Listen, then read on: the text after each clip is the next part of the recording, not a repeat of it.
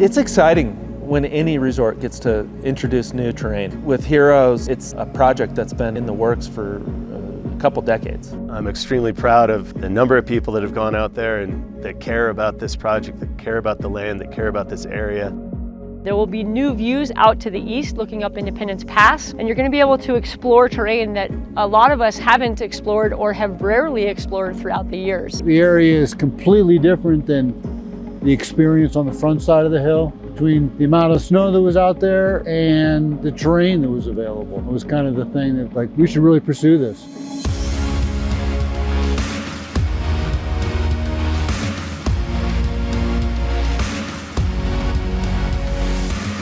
Aspen Mountain Patrol has had a long-standing relationship with this terrain. They've been out there exploring it, they discovered it, they kept it as a stash for themselves and for other people that were out in the backcountry. And then in the late 90s, early 2000s, they started asking the question, could this ever be part of our mountain? My first real recollection of it was about 1997. The assistant patrol director was a guy named Eric Kinsman. He actually kind of turned me loose a little bit and gave me free rein to go out there and really start studying the area and seeing what the real potential was. And we realized that side of the hill, when we were in a snow cycle, would actually be quite a bit deeper than the front side. The ownership group believed it was a worthy project, and with a lot of help with the planning department and different people within our company, when it finally did get approved a few years back, there was no question about it.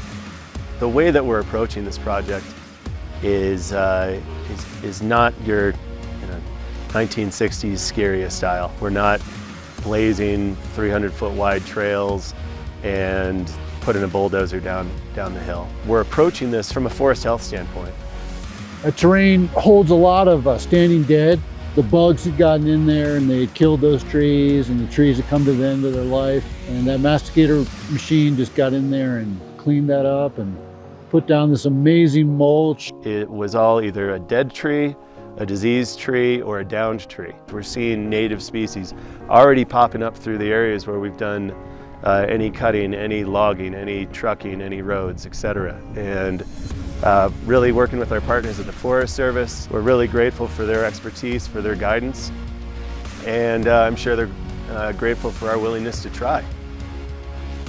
We've taken what was arguably kind of a rough chunk of forest, and we cleaned it up and removed some of the forest fire danger out there. We did quite a bit of heli logging on the steeper terrain. There's less expensive ways to do it, but made the decision to go the extra mile and do that instead of dragging them and tearing up the soils. It's not as fast as it could be, but we're not in it to do it fast. We're in it to do it right. We're all doing something kind of revolutionary in the ski industry, and it's definitely going to be copied in the future, I'm sure. I'm grateful for every step and piece in the process, including all of the work planning does, patrol, all of the hard work that comes in from third-party contractors, and it really will bring a new view and perspective to Aspen Mountain as it looks to the east. It's in a different weather pocket than the rest of Aspen Mountain. It's consistent with the weather patterns of Independence Pass and things off a little further to the east, which get hundreds of inches of snow a year. That's when I really started to get excited about it, when I realized that there's anywhere between 10 to 30% more snow out there on the east side than we were reporting on the front.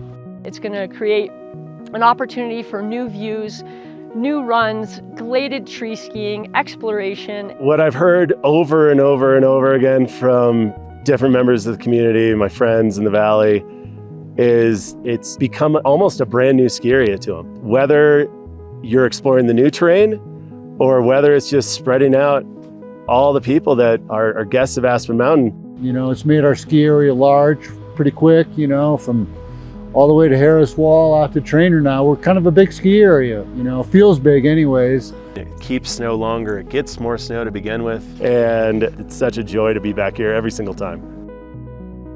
What a hero's journey means to me is you get there and then you look back and you go, oh my God, we did that. But the journey itself and what people don't see is the ups and downs and the undulation of the terrain and the challenge that's presented itself and the number of times that it looked like you could never make it. Jim Crown's passing was was a major blow for a lot of us. And when I first heard the name thrown out there of heroes, I just thought it resonated. It just struck a chord, because kind of subconsciously, the trail names that we had been working on and putting out there for back here, they were our heroes.